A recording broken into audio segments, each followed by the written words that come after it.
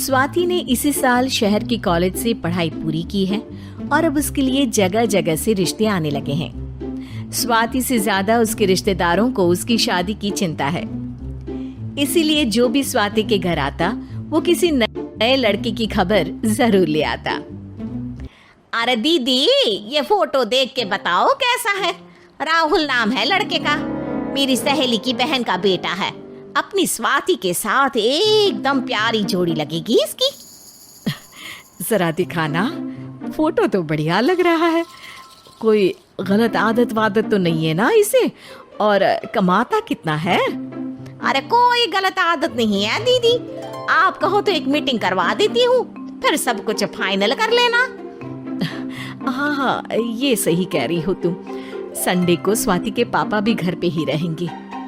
बुआ फिर वहां से चली जाती है और रात को स्वाति की माँ उससे कहती है, स्वाति बेटा, आज कमला बुआ ने एक लड़के की फोटो दिखाई है।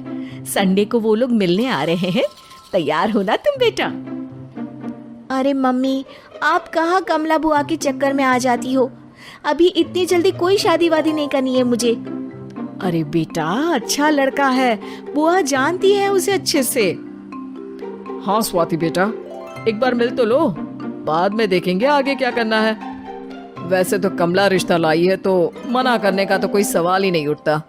संडे की सुबह होती है और कमला बुआ राहुल और उसके मम्मी पापा को लेकर स्वाति के घर आती है। अरे आइए आइए भाभी, इसे अपना ही घर समझिए।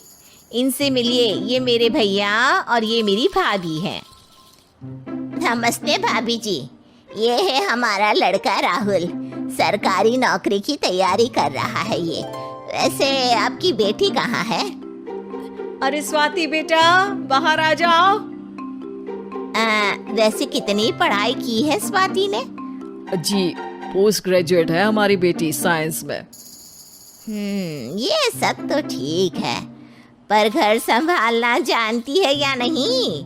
हमें कौन सी इससे नौकरी करवानी है, नौकरी तो मेरा बेटा करेगा ही। पर मैंने इतनी पढ़ाई की है और आप चाहती हैं कि मैं घर पर ही बैठी रहूं? अरे स्वाति बेटा, ये बड़ों की बात में तुम कहाँ बोल पड़ी?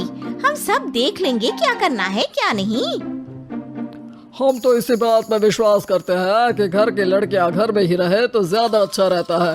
वरना भाई साहब, आप तो आजकल के हाल जानते ही हैं, कितनी घटनाएं होने लगी हैं औरतों के खिलाफ। स्वाति बेटा, रसोई का काम तो पूरा जानती हो ना? शादी के बाद तुम्हें ही संभालना है वो सब। अरे बहुत अच्छा खाना बनाती है ये, आप सब लोग इसकी तारीफ करते नहीं थकेंगे। लो भाई, हो गई मीटिंग, अब शादी की तारीख फाइनल कर लेते हैं, क्यों भैया? भाई, हम तो पंडित जी से चर्चा करने के बाद ही तारीख फाइनल करेंगे।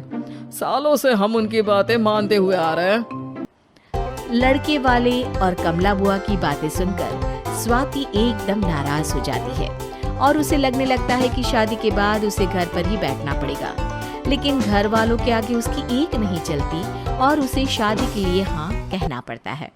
शादी का दिन आ जाता है और सब मंडप में जमा होते हैं। अब फेरों का समय हो गया है, अब कन्या अपने वर से 7 वचन मांगेगी। आप किसी धार्मिक आयोजन में जाएं तो मुझे भी ले जाएंगे। आप मेरे माता पिता का भी बराबरी से सम्मान करेंगे, हमेशा मेरा साथ निभाएंगे। आपको दोनों परिवार की जिम्मेदारियां बखूबी निभानी होगी। हर जरूरी बात में मेरी भी राय लेंगे। आप सभी गलत आदतों से दूर रहेंगे। आप मेरे अलावा किसी और औरत से कोई गलत संबंध नहीं बांधेंगे। ये 7 वचन पूरे हुए, वर क्या तुम्हें ये सारे वचन मंजूर है? जी हाँ पंडित जी, मैं सारे वचन अच्छी तरीके से निभाऊंगा। अरे वाह वाह, बढ़िया तरीके से सब काम संपन्न हो गया। तो इसी के साथ विवाह संपन्न हुआ और आज से ये दोनों पति पत्नी हुए। 1 मिनट पंडित जी, अभी एक वचन लेना बाकी है। अब कौन सा वचन है बेटा? मैं अब हमेशा के लिए किसी दूसरे घर में जाने वाली हूँ, तो पति के अलावा मैं अपने सास ससुर से भी एक वचन लेना चाहूंगी। अब कहो बेटी। मैं ये चाहती हूँ कि मुझ पर किसी बात की कोई पाबंदी नहीं लगाई जाएगी। मुझे सब कुछ करने की आज़ादी होगी और मैं भी विश्वास दिलाती हूँ कि मैं एक अच्छी बहू बन के दिखाऊंगी। स्वाति की बात सुनकर उसके सास ससुर एकदम चौंक जाते हैं और कुछ बोल नहीं पाते कि उतने में कमला बुआ बोल पड़ती है। अरे बेटा, ये भी कोई कहने की बात है? रानी बन के रहोगी तुम तो।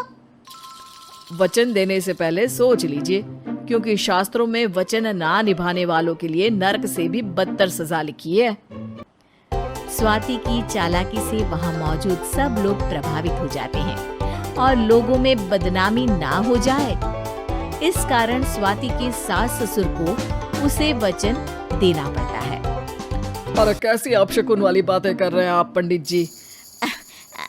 हमें मंजूर है बेटा तुम्हारी शर्त।